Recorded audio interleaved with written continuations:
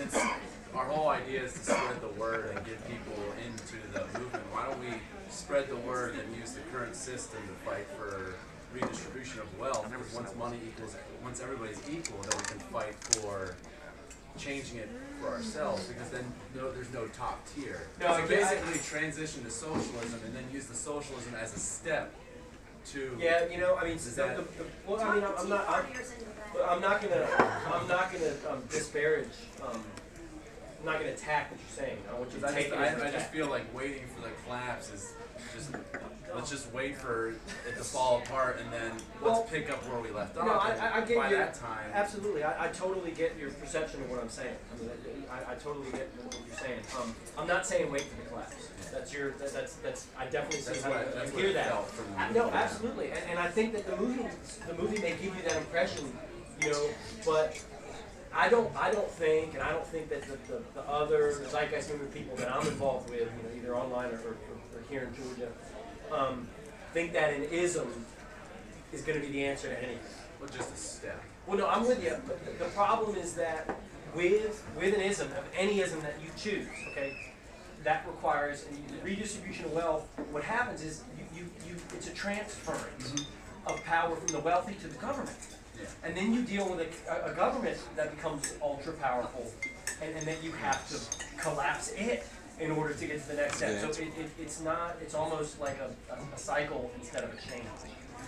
And because the government has the military. No, I yeah. So and what I'm saying, you change socialism, whatever, that's what you're saying. I mean, but you're still going to have the.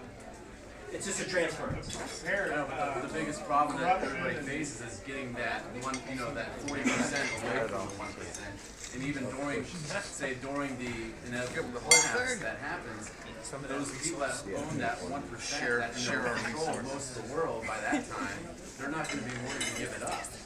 They want to avoid the collapse. Yeah,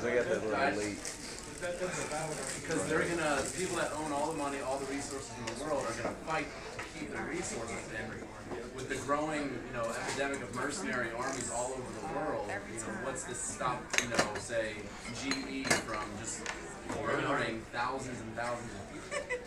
I would say use the current system we have to redistribute, and then use that once we're all equal to reconvene and rethink it.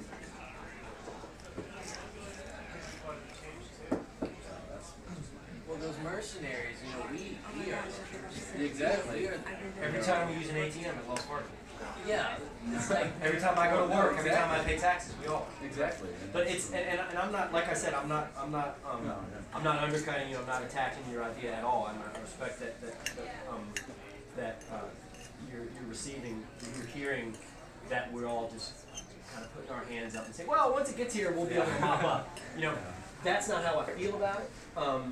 But the real issue that I see with socialism, the classic model of socialism that you're talking about, is that unfortunately somebody has to be in control. Okay? And right now, who's in control is large private corporations, and they use the government to control us. And here's a great example that I can use. The only classic modern form of true closest thing to socialism we've had was Soviet Russia. Okay? And I have several friends who migrated from Russia because their parents had small businesses. And in the Soviet Union, when you had a small business that got to a certain size, okay, the government took over your business and told you, well, you can work for us or you can go do something else, you can do whatever you want to do. But now that you get to a certain size of being able to sell a certain number of widgets, well, we're going to take you over because we have to control things when they get to this level. That's what happens in this country, except instead of the government buying you, a large company buys you. So it's they call it capitalism. We call it capitalism, but it's just another ism, and they're not any different. We all grew up believing that the Soviet system and our system were opposites. They were actually mirror images of each other. They were the exact same fucking thing. It was just different people in control. Okay, and it's still 1% controlling 99%. They just do it in a different way. They still use the monetary system. They still use money. It was just that the government controlled the money instead of Federal Reserve.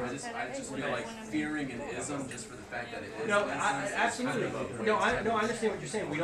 I don't want it to be a dogma that just because you're calling something socialism, it's automatically bad. But what you're describing is not really socialism. No. But when you say socialism, what you have to realize is we're all conditioned. When we hear socialism, everybody has their own idea of what that means. You know what I mean? But what you're really describing is a communal society. I mentioned socialism to my parents and they freak out. Oh yeah, they're gonna lose it. I mean, especially if they're I just think Republican. I just think that whole transition phase, instead of just